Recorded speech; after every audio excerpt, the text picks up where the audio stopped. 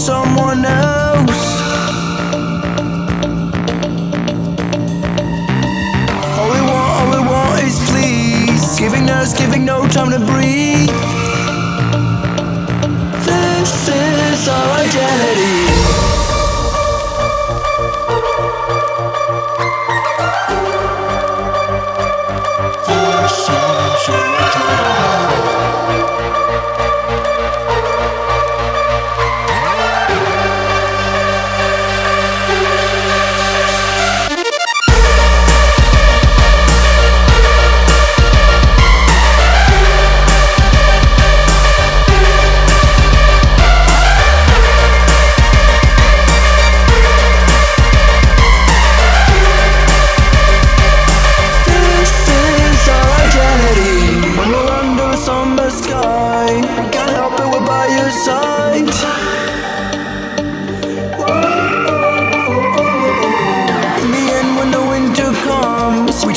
We can't help, we're gone.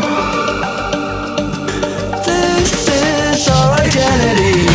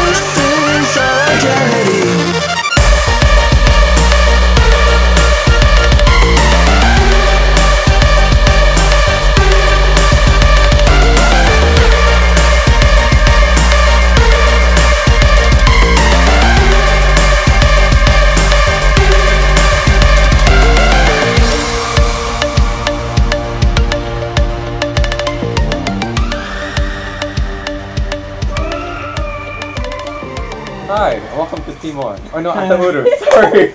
Hi friends and family, so this month we came to Atauro. Doing a good job. Ataúro. Atauro. Ataúro. It means goat in the local language. When people first came here, it was covered in goats and they called it Ataúro. Yeah. That's cool.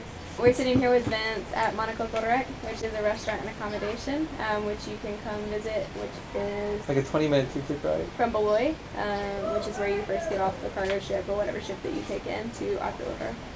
You can stay here if you want. They've got little houses which are behind us. Yeah. What do you call them? Tendas. Tendas. Might be Portuguese word. And they have pizza here. It's so good. We wanted to talk with him this month so that he could share a little bit about his experience here in Atauro. So first thing, just tell us a little bit about the island. So the island is north of Timor, north of Dili. It's about 25 kilometers north. The island itself is like 9 kilometers wide, so it's not too big, but there's about 8,000, 10,000 people here. Yeah, it's a lovely little island. You get your typical like palm trees and fishermen everywhere, coconuts, katifa. It's a good life. It's hot usually when you're near the beach and the sand doesn't grow very well. The dirt doesn't grow very well around here, but no, I like the simple life. Yeah, it's really grown on me. How do you get to Atauro from Timor-Leste, from Dili? So to get to Atauro Island, there's a few modes of transportation. The most reliable are the cargo ships. So you guys came on the Laju Laju on Thursday, and then Saturday there's the Necroma. So those two will come every Thursday, every Saturday. And then between then, you have a dragon boat, a river boat that people say are a little risky, but you can take that at your risk. Risky because it's just like, you're literally like shaking like this, but it just like pushes through the waves. And how much do they cost? That one's $10 one way. And the cargo ships are like the cargo ships like $5, $4 or $5. Yeah. And they take like 3 or 4 hours? Yeah. And I heard you can take local fishermen boats, or is that no? We're not supposed to. We don't. Okay. Yeah. I never have, right. for the record. But I heard they're magical. They leave at like 3 a.m. Wow. when the moon just like guides your way there and the ocean's calm. Oh, wow. Oh, nice. Yeah. Tell us a little bit about the history of Atauro. So history used to be a prison island for Indonesian and Portuguese government. I took you guys to the prison today. It's not that exciting. It's all underground. So they were suffering in complete darkness. But it was literally some of the worst people in any Portuguese country. So Mozambique sent people here. Oh, wow. Anyone you see here that's African, you know their ancestors were not very good people. Oh, wow. But the island has been very good at forgiving them and knowing like that was your great grandparents. Like Right, that's not that you. doesn't mean that you are a killer or anything. Yeah. Right. So that's been pretty cool. People on the island are very friendly and very peaceful. Yeah.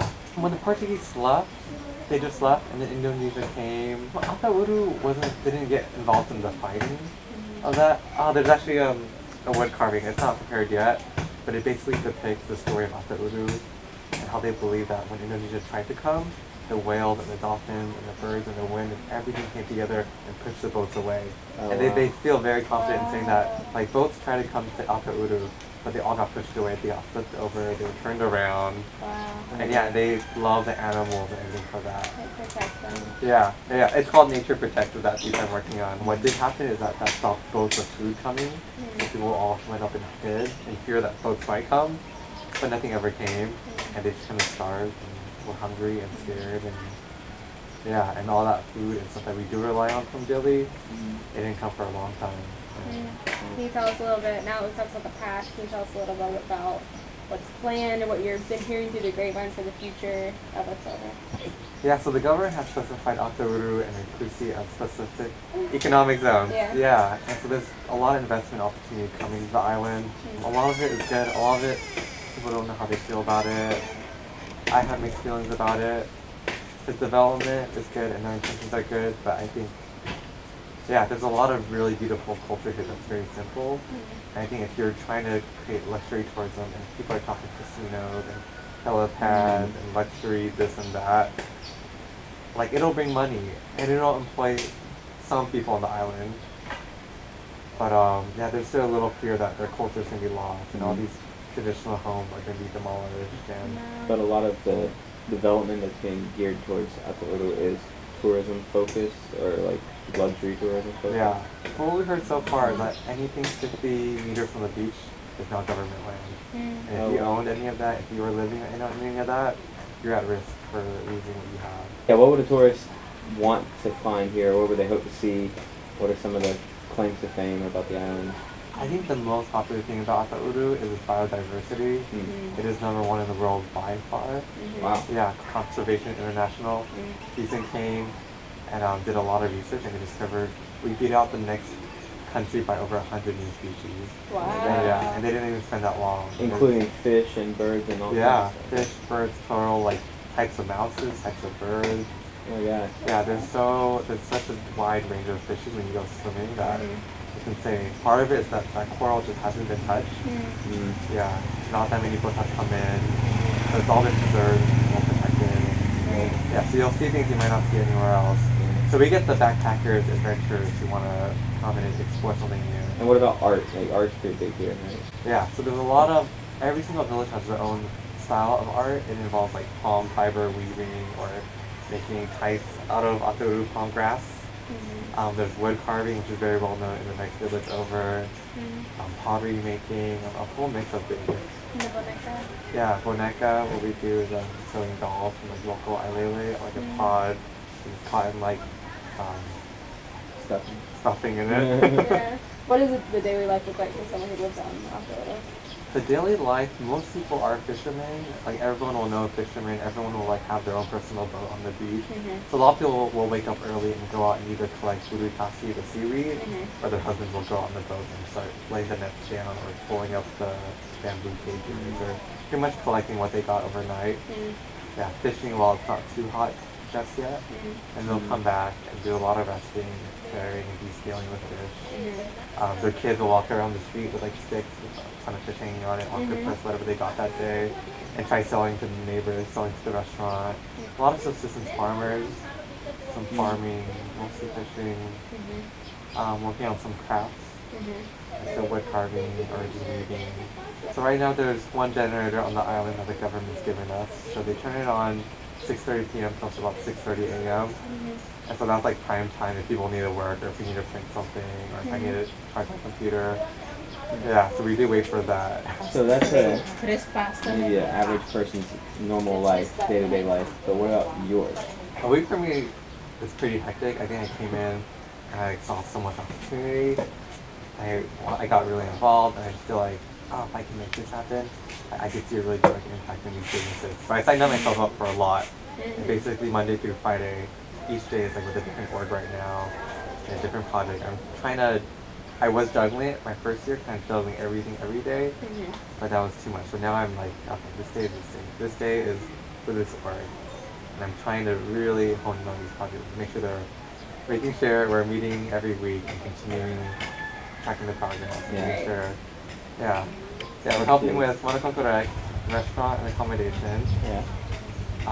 We work with Boneka Ataúro, they sew dolls, bags, education items, whole party of things. Roman Luan is an NGO, and we meet with them to create a tour guiding business, community-based tourism. So basically organizing leaders from each of the villages to come and get trained in English, how to develop commentary around your village, highlighting what's unique about it, and then how to invite people and tourists into your village to really properly show them what it's all about. Yeah, we want more tourism to affect not just the port area, but all around the island. And we think the proper way is to get the community involved, and the community to invite us in, and the community to show us what they're willing to show us. And I also work with wood carvers. This started out as a passion project, because my background is in sculpture, and I don't know, I like wood carving. I saw a lot of potential. It's a little sad that they weren't selling because of the weight and the size. And Australia is really strict about bringing wood into the country. So we're trying to play with some new ideas of how they could continue to carve, continue to promote their culture, but still sell something else. Thanks for watching. Thanks, Spence, for hanging out with us for a few days and sharing a little bit about your home in Timor. If any of you do come and visit and you want to experience just this quiet, tranquil environment, now you know a little bit more about it. It's amazing here. It's really, really beautiful. And just reach out to Vince. He'll set you up. We're really enjoying our 4-day vacation here, and we're glad that you got to learn a little bit about it while we're here.